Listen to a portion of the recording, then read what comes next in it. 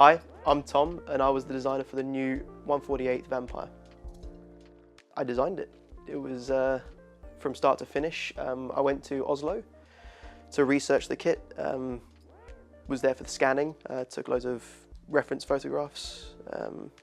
Our researcher helped out with the majority of the research of understanding the differences between, what's the correct version of the Vampire and what's not, just to not get confused. But once that was done, all the CAD development was me, and then sending it all to China to get it tooled and engineering it through that process.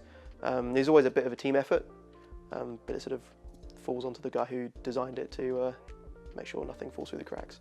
It's an interesting shaped aircraft. It's not sort of if you asked a kid to draw a jet, it's not what they would usually draw. It's this sort of weird, wacky, jets were just starting to come into sort of fruition.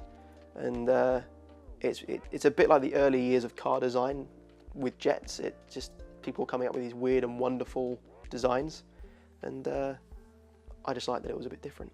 I think the favourite part for me was usually it's the sort of finding the shapes and sort of figuring out how I'm going to recreate something that's one-to-one into a smaller size. But for this one, it was how to split the parts up into a way that made it build nicely. And the shape of it sort of lent itself to be built in a slightly different way to everything else.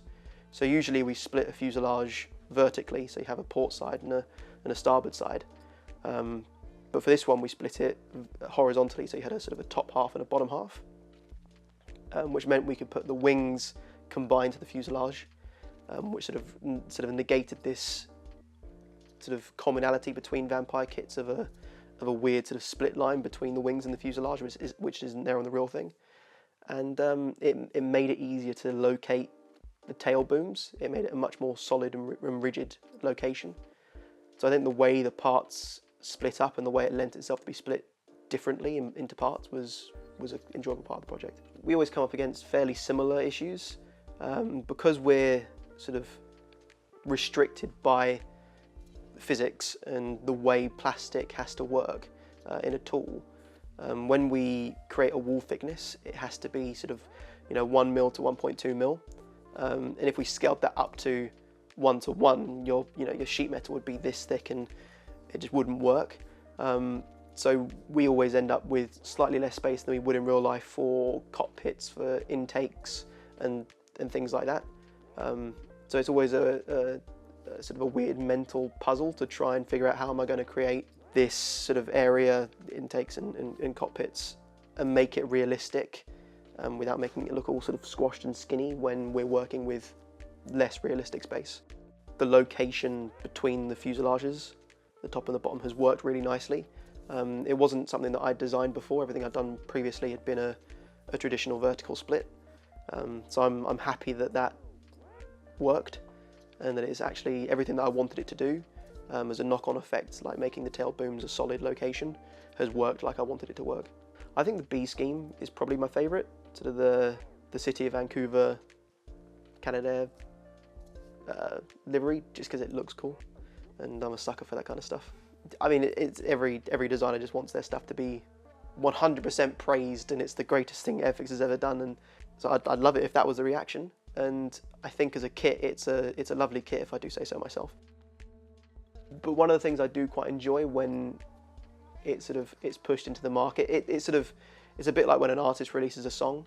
It's no longer mine. It's now the customers. It's the people's model, and if they have positive things to say about it, I love that.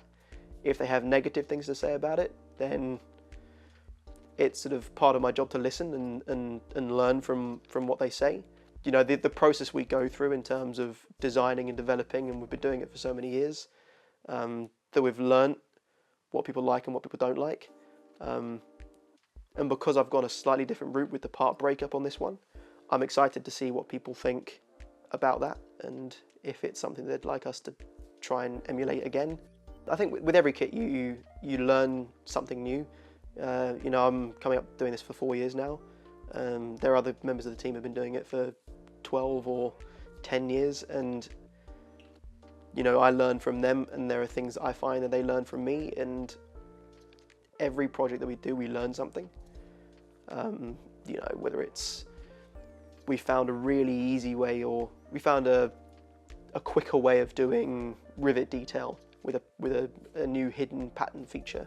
You know, we found a nice way of recreating this bubble cockpit or bubble canopy without actually creating the bubble, because that's not possible in manufacturing terms. You know, that kind of thing. It sort of gets battered around the team, and I don't think there's anything specific to a project that we learn, but things about the program that we use, or ways of recreating a shape, so it gets passed around the team every time we do a project. So as we do more and more projects and more kits, they get more and more refined. It's the nature of design, and if that isn't what you're doing, you're doing it wrong. When you get given a project, I think for no matter how long you've been doing it, you sort of get a little bit giddy about starting it, to the point where you kind of ignore anything that could be an issue, and you start discovering issues as you go through the project. You know, the normal ones will pop up, you know, wall thicknesses, creating less space internally. But, you know, as you go on, you start to figure out, okay, I need to create this shape that is sort of interacting weirdly with this shape, and how am I going to recreate that? I think as an instant look at the aircraft, there wasn't anything that I looked at it and thought that's going to be an issue. But as you go on, there are definitely things that pop up that you go, okay, how am I going to do this? And you have to think about it for a while.